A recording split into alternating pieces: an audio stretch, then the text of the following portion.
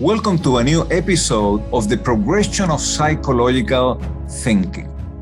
This is a follow-up conversation to find out how the ideas of psychological leaders have progressed since our meeting in Merida 2017 to today, 2021. To achieve this goal, we are fortunate for the opportunity to speak with Dr. Saths Cooper.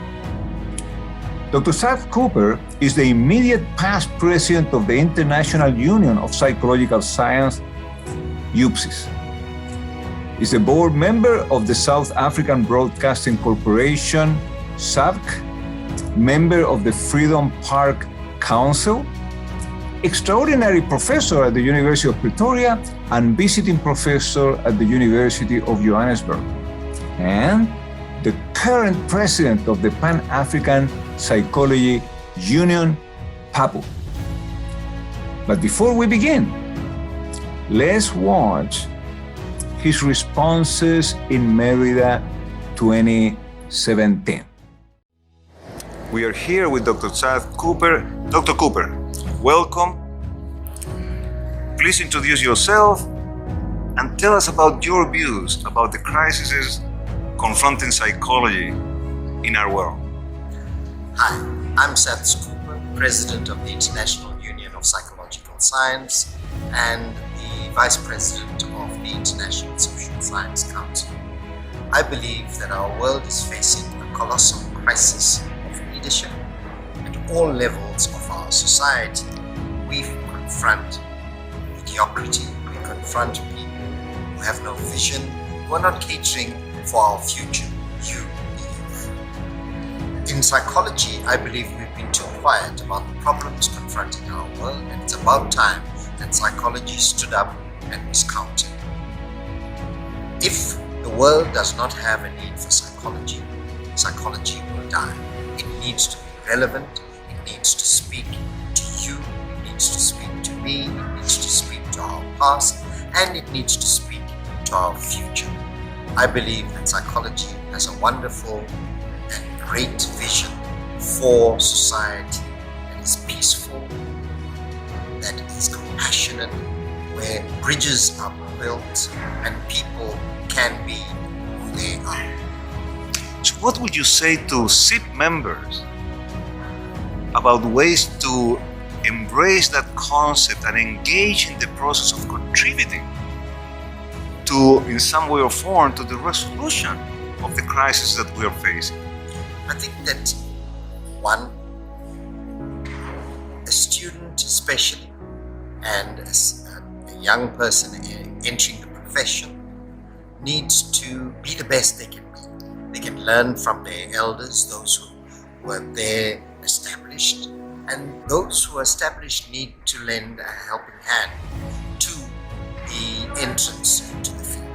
So there needs to be that synergy, and there needs to be that guidance. But I believe from the mouths of our children will come a greater vision for the future, that we continue the quest to find a psychology that really expresses our true humanity in whatever culture we are, whatever language we use, and however we identify ourselves. Psychology is about people. Wonderful. Anything else I should have asked you? I know these are brief communication, but anything that you would like to add? I think that is very important for especially students of psychology and people entering the profession, early career psychologists, to engage in conferences like SIP conferences, like other conferences that are held, so that their ideas and their questioning can infuse a better world, can infuse a psychology that is more embracing, because we are psychology, psychology should be us. Thank you so much. Excellent. And now, 5 years later, we welcome Dr. Cooper to this space to see the evolution of his ideas throughout his leadership journey since then, and the impact of events such as the COVID. Very well. Dr. Cooper, let's begin by asking you, how has your thinking changed since then? I think that it hasn't changed that much because the issues we confronted then in Merida are still with us. And in a way, they've been worsened. The leadership crisis we have in our world at a national, local, continental, and global levels still persist. We do not have the kind of leadership that stands out, that has gravitas, that has moral suasion and authority, like we did. And I'm reminded that yesterday was the 8th anniversary of the death of Nelson Mandela. And we don't have the caliber of leadership that Mandela gave us, that a few others, like the Dalai Lama, like Archbishop Nobel laureate Desmond Tutu, people like that, you know. So the people standing out are the United Nations Secretary General, and then, of course, the various heads of the United Nations family, the Michelle Bachelet, the UN High Commission for Human Rights, the World Health Organizations, Dr. Tedros, and a few others like that, the UNESCO head. So we have those, but their voices only come into play when issues impacting on their mandates emerge.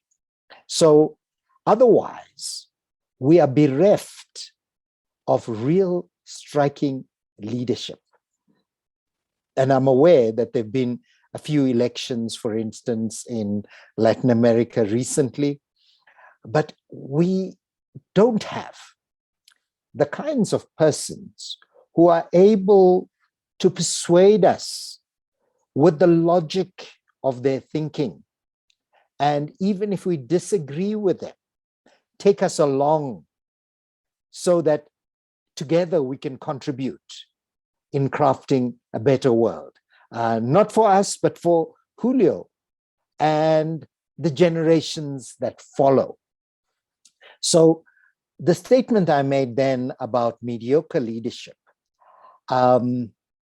strikes me as something that is so grave that we've allowed the best of the worst to become leaders, to assume leadership positions. And that is even true in the corporate world. You don't get the kinds of persons who show the understanding for all of humanity, who show the great philanthropy that we should see, with one or two exceptions, but some of them are shrouded in controversy. So I think we need young people, this generation that's watching, that's studying, that's learning, that is being mentored right now to grab the reins of leadership in whatever entities, whether it is at the professional level, whether it is in SIP, for instance, or whether it is in your national associations as members of UPSIS, at local levels where you play a role in community engagement. Because with the advent of the pandemic, people have really been at their worst when it comes to hope and looking forward to the future. It's been glum, it's been depressing. There's been a pall of weighty anxiety and stress on people. Now, to lift that, you need young people to engage. You need others who engage at whatever they do it well. But you also need people to show that you don't need to be helpless. You don't need to be hopeless. And in the way that the pandemic has been dealt with, this crop of leaders that we've had at a national level have treated it as if it's a war that you can close your borders and the virus will stop at immigration and not come into the country. Just simply defying the basic science of this is an aerosol transmission through contact and through that aerosol contamination. And if we followed basic protocols, and if world leaders could have agreed, this pandemic would have been behind us. If, for instance, all of us did the simple thing of masking for at least 2 weeks, maybe 3 weeks, there's no host for that virus to find itself in us. But will common sense prevail? No. In this social media space, we have alternate views of the world. All of a sudden, somebody can pop up as an expert and talk about her or his experience as if it is proven gospel, as if there's evidence to back that up, rather than saying, by the way, I'm terrified of this virus, and I'm also terrified of the needle that may come with the vaccine. So, even though it looks like it's a simple prick, but I'm terrified of needles. And the fear of that unknown is what guides the resistance to taking healthy measures. And that's why I think we need, Carlos, Julio, we need leadership that not only shows the way, but can go there themselves. You get a lot of leaders who show the way, but don't go there themselves. So it's almost like the 10 commandments have been reduced to the 7 commandments, it's that kind of thing. And I'm not being religious, but I'm just using a common parlance, which most of your viewers will appreciate. So in terms of how things have evolved, I think more than ever before, we need to utilize our psychological knowledge and understanding to impact policy. It's going to be a new year very soon. We'll face 2022 when this video is likely to be shown. And it's going to be 8 years left for the development goals, the sustainable development goals. And most of them have not been achieved. We are going to get a sign-off by leadership at the United Nations, and they'll all say, we did a wonderful job. But here's the thing. The majority of our people continue to live in poverty, continue to live in conditions that are appalling. They continue with less healthcare, and the issue of well-being, the issue of mental, psychological well-being and health is farthest from the minds of leadership. Therefore, it's incumbent on us to make the case for more able people in terms of psychological wellness, people who can overcome physical adversity and not display psychological symptoms in somatic form in the body, because we know at least 1 in 2 conditions that present in doctors' rooms, in clinics, have not necessarily a psychological, physical base. They have a situational, an environmental, a psychological base to what they present with. And therefore, unless we do it, nobody else is going to do it. And it's easy for us to say that the world needs psychology, but we need to promote the heights of psychology, not in the narrow, limited Western sense in which all of us have been trained, but in the sense of spreading that to the family, to the group, to the community, because our interventions one-on-one simply are unsustainable.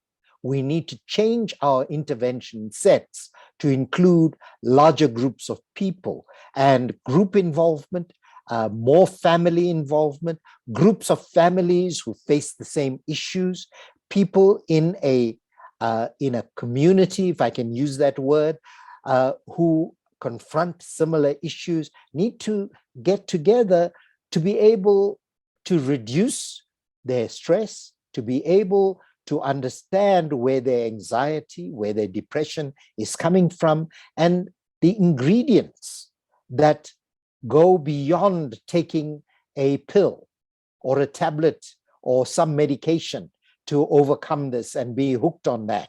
And you know, where you are, Carlos, there are huge problems with opioids and other kinds of addictions. So what we need to be addicted to is be addicted to common human welfare, common human issues, and link as human beings, because our biology is the same. The only difference is some external factors, like the amount of melanin in your pigmentation and one or two other things. But also it'd be a boring world, Carlos, if all of us looked like you and me and dressed like you and me and sang the same tune.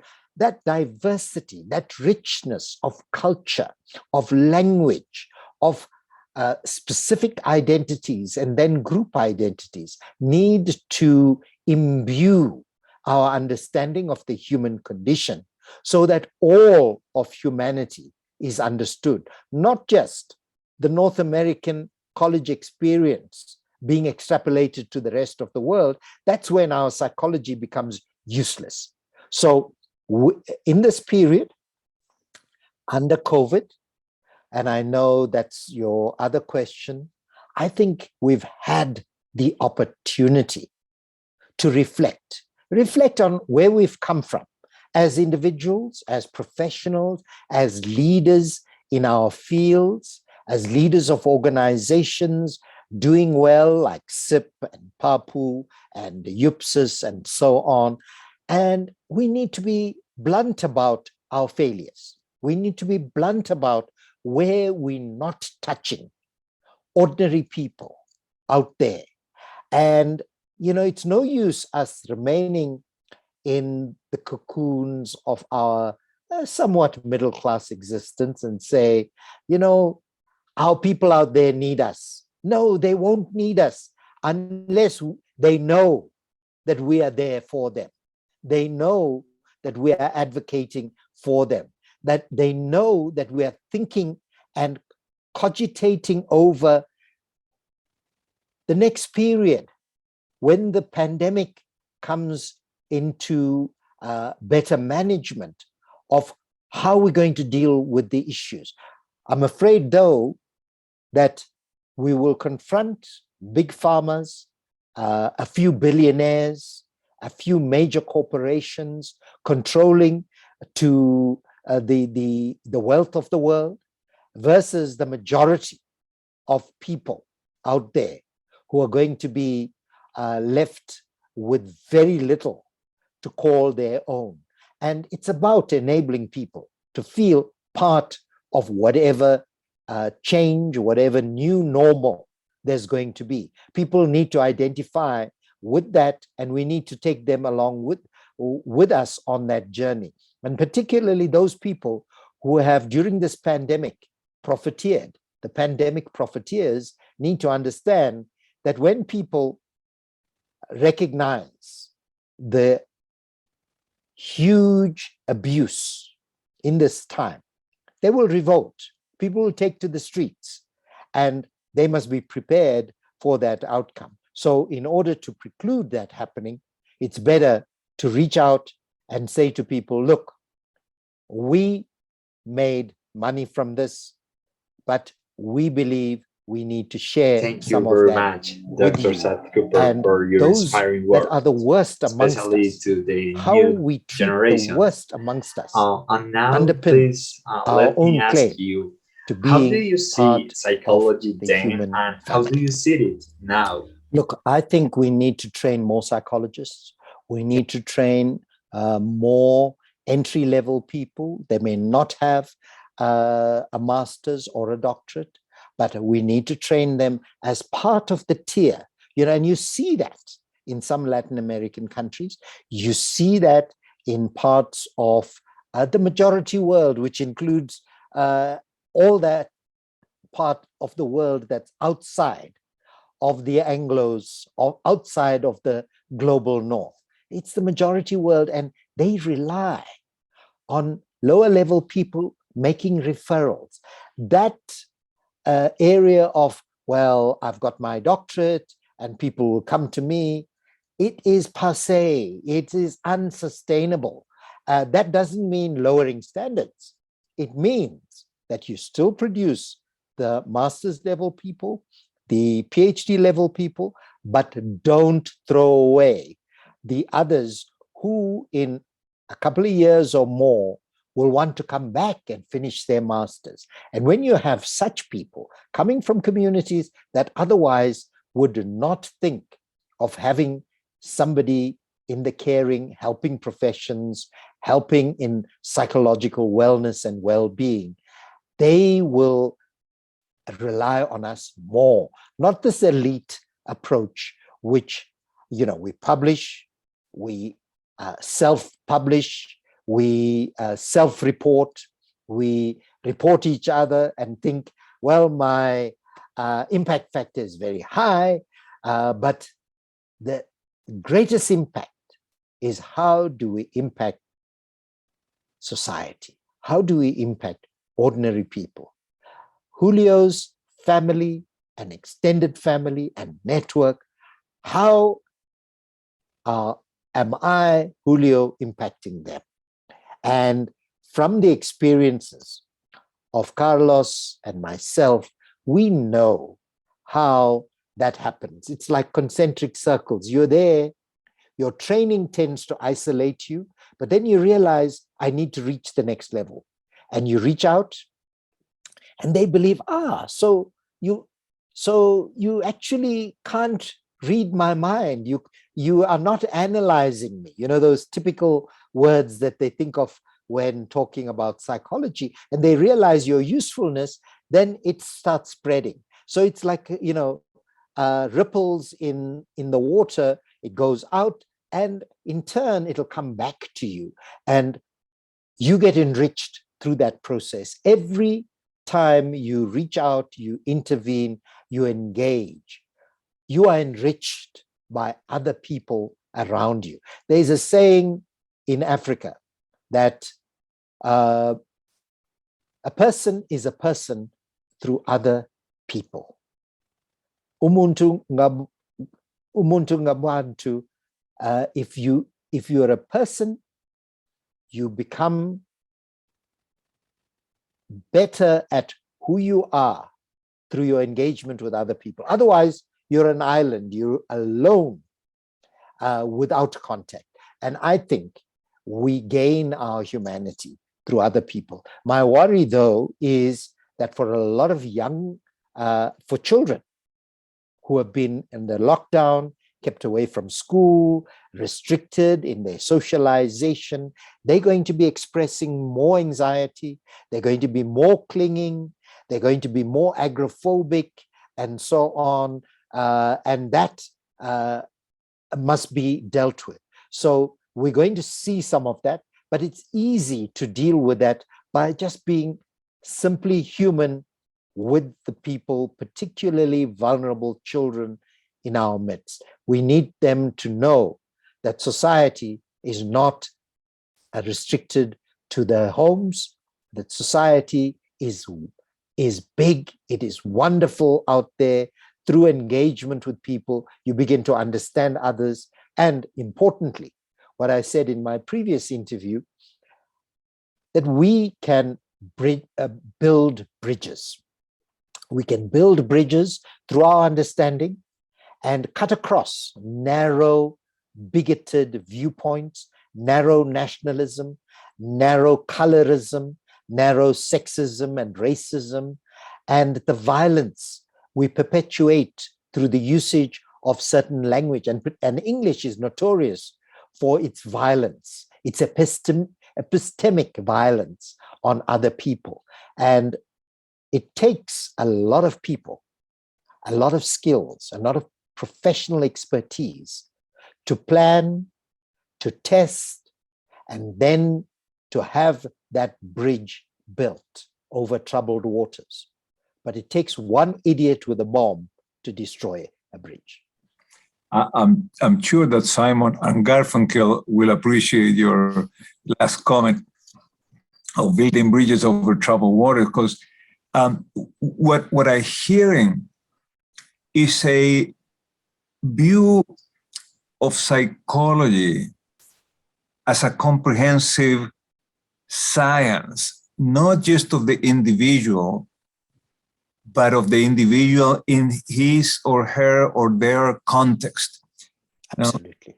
Which brings me to the issue with my next question, which was supposed to be, how did you see psychology then and how do you see it now?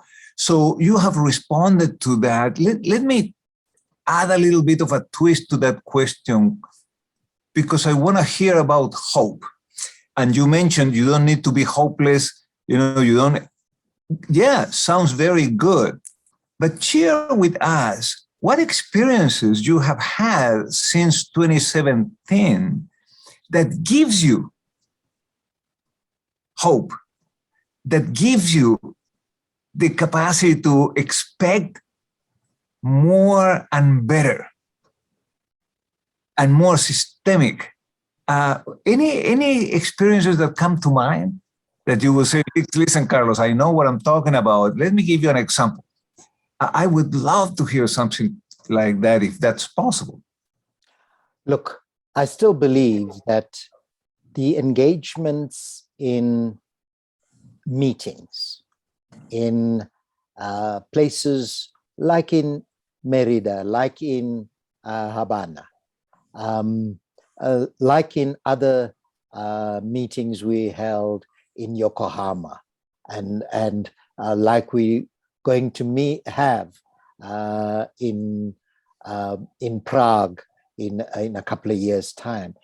Those are important, particularly for newer psychologists in training, those who are pursuing it, because the singular engagement with people from other contexts, and sometimes maybe even in your own country that you didn't think of, and you meet them there and they say, by the way, you are from Chile, and I heard about you, you are from Chile and so on, but we didn't meet. And you realize there's somebody else with another take on issues. The same thing with engaging with people from other countries, languages, cultures, and belief systems.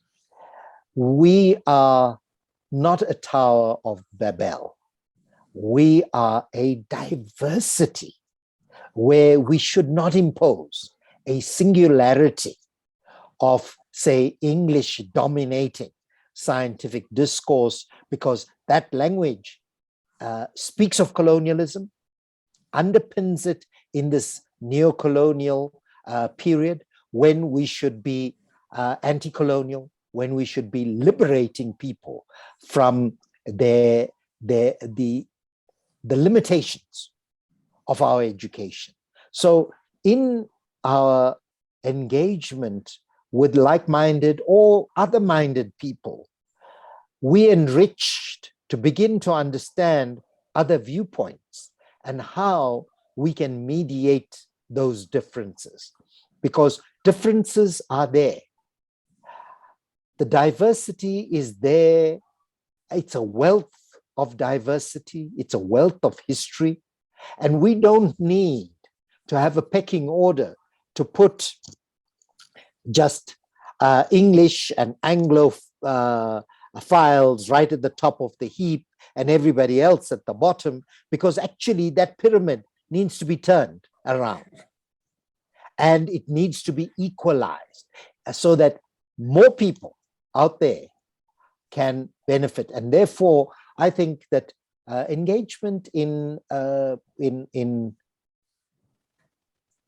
meetings, even if they at a distance, I think some people are still going to be meeting at a distance, but sharing ideas, following through that network is going to be the best basis for Julio and his fellow students out there, students of psychology who become leaders of psychology, who become teachers of psychology, who become interveners in contexts that Western psychological education and training has limited us to, a dyadic one-on-one relationship, which cannot continue in the third decade of the 21st century. And Dr. Saths Cooper, please let me ask you, could you tell us a little more about how the coronavirus affected your thinking, or what aspects of the coronavirus influenced this change? Look, I think the early lockdowns that all of us experienced, I cherished that, because while people were saying, I can't manage this, my own background, Julio, is that I've been in situations of being locked down literally for a few years. And therefore, being under lockdown conditions in my home, in my apartment, engaging with my close family, part of my bubble, if you like, was important, because we began to appreciate each other a little bit more, because the hurly-burly of the 21st century meant we were passing each other in the night, and sometimes in the day, without really appreciating each other. And so that aspect, I think, of reflecting, thinking about, by the way, what was it like in 2019? And how did my accommodation to the virus evolve? I found myself engaging with colleagues, with younger and older and fellow professionals out there, because remarkably, many psychologists found it hard and still find it hard to be in isolation, to be dealing with the conditions we confront. But I think there is the opportunity to get to know yourself and your limits better, to also get to know those parts of yourself that you need to change. Those parts of yourself which, if I were in ordinary engagement, I would have been rude, I would have been abrupt, I would have said some harsh word. Not that it prevents me doing that in this kind of medium and in an artificial kind of engagement, but it makes you think a little bit more. Unlike those who just blurt out in social media all sorts of inner hatred and self and other hatred and other issues that they spew forth. So I think for the majority of people, and I'm one of those, we've learned to cope and we've learned to become better at what we do We've learned to become better at recognizing that other people may not cope as well as I do. And therefore, I need to be more patient. I need to take them along with me. And my dictum is very simple. Anybody who is younger than 35, I will help. I will help once. If they mess up, I'll help again. If they mess up, I'll help them again. So I will not look at 3 strikes and you're out, because you're the future and you need to be mentored. And sometimes you'll jib at some of the direction. Sometimes you'll say, no, my orientation is the following, and I'll go with that, so that you can make the mistake of discovering something which you thought wouldn't be confronting you. And once you do that, you'll come back and say, you know, what you said was partly correct because I experienced this, or what you said was totally incorrect because I overcame it in this way. That kind of interaction, I think, is invaluable, particularly because we're left to our own devices, Julio. We're left to our own, the power of the mind is phenomenal. If that power remains with you, you don't need anything else to bring you down. And nobody, no thing out there, no words out there can diminish you if you've got a sense of yourself. And that restoration of full identity, knowing you for who you are and what you can be in the world, is vital. And this is the time to unleash that power so that from the pandemic, there can be new ideas flowing on new ways to deal with whatever else those few people, the pandemic profiteers and others, may throw at us next year and the year after. What can I say? Powerful words, but also powerful words with a history. Because you just mentioned the fact that this is not your first lockdown. And historically, you know, you were able not only to navigate the injustices of oppressive political systems, but also the attempts to silence not only your words, but also the ones of those around you, some of which were some of the leaders you mentioned. And so when I asked the question about hope, I was also thinking about not just what you see in the world, but after what you have lived in the world. Here comes this beautiful perspective, not only of personal success, but also the success of others. I always use this motto that I took from the Latinx at a former university that says you must lift as you climb. And the idea of your progress is good, but the progress of others is even better. And if we do it together, the bridge building, the coalition building, the community building then becomes a reality, not just a potential reality. And I've seen several efforts in that direction. That's the reason why I wanted to hear from you, because I have lived in countries with a dictatorship. I was never in prison, but I work with many who were in prison, and I also navigate all the limitations created under those circumstances.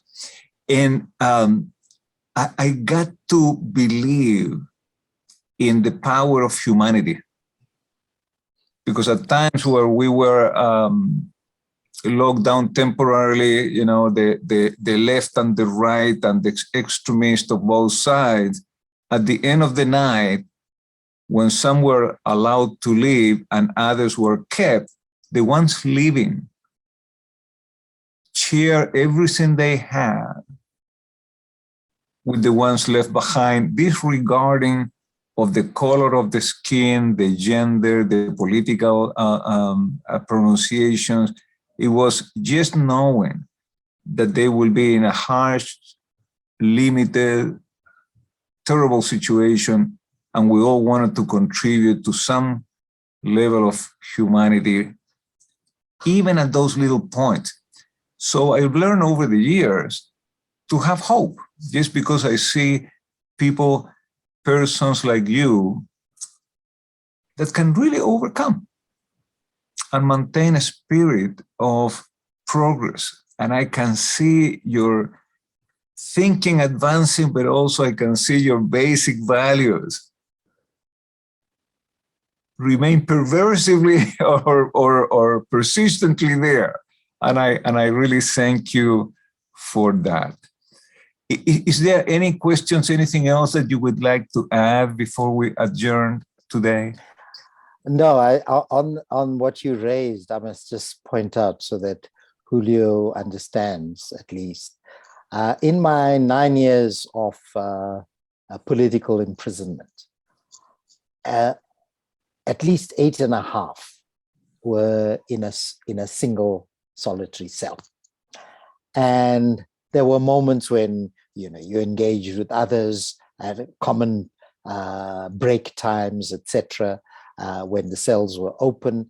But essentially, for most of that time, it was left alone with your thoughts. And from anything from 3 to 3:30 p.m. to 7:30 a.m. the next day, you were in your cell alone. And there were periods where there were months when for 24 hours, for a massive period, no contact with anybody else. So in that time, rather than think, like Jesus did, "My Lord, why hast thou forsaken me?" You actually looked at how do you confront this that is presented to you. And you find innovative ways to do that. And importantly, to keep your mind alive. And even when I didn't have the Bible for months, they refused to even give me the Bible, which everyone was entitled to. You found ways to keep your mind active. And that is something that's important. It has resonance now with what I've spoken about in terms of the pandemic. But it also made me understand that those who would do that to me and us they may have been 6'6", 6'7", and massive guys. But inside was a weak, insecure person who was terrified of my ideas, who was terrified of the possibility of what we stood for.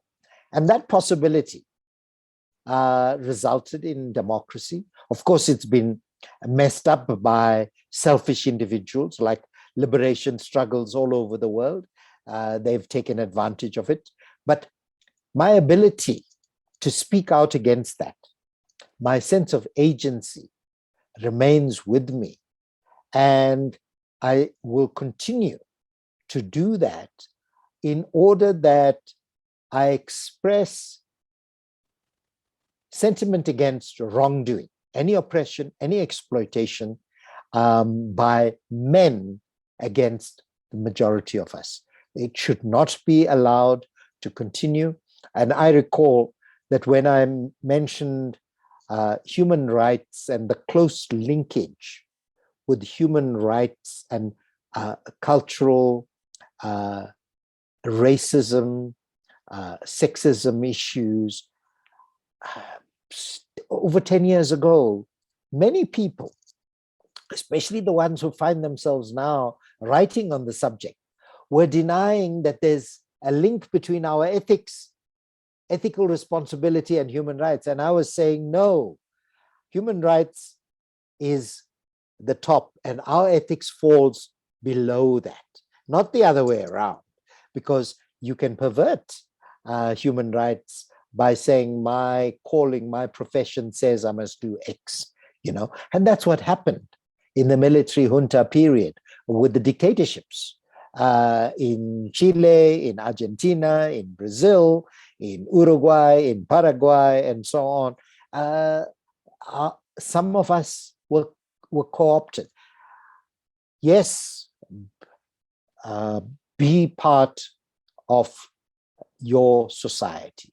Yes, proclaim your allegiance to your country, but also know that sometimes the leadership in our countries can do what the Nazis did, can do what those seeking ethnic cleansing in Central Europe, in Rwanda, in Burundi, have done.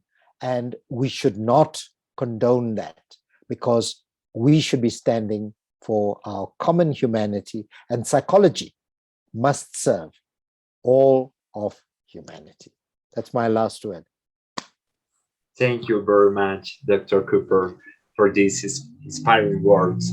I'm very excited, and I believe that we have a lot of challenges, but also a lot of opportunities, especially students. We have a high responsibility with the future and also with the present of our profession. And it's better if we do it together. So Thank you very much, Dr. Cooper. My pleasure. My pleasure. What can I say? Always, always.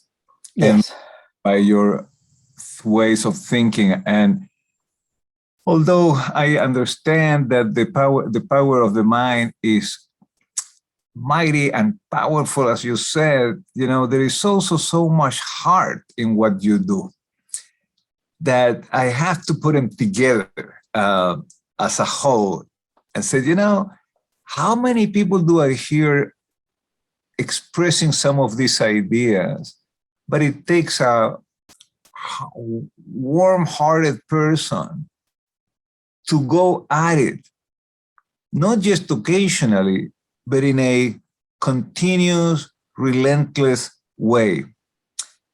And with that, I salute you again, and I express my greatest appreciation. Thank you, thank you, thank you. My pleasure. Anytime, and take care. And I'm sure we'll engage again. Definitely, Carlos, and hopefully Julio, in your journey. And all the best in your quest in psychology.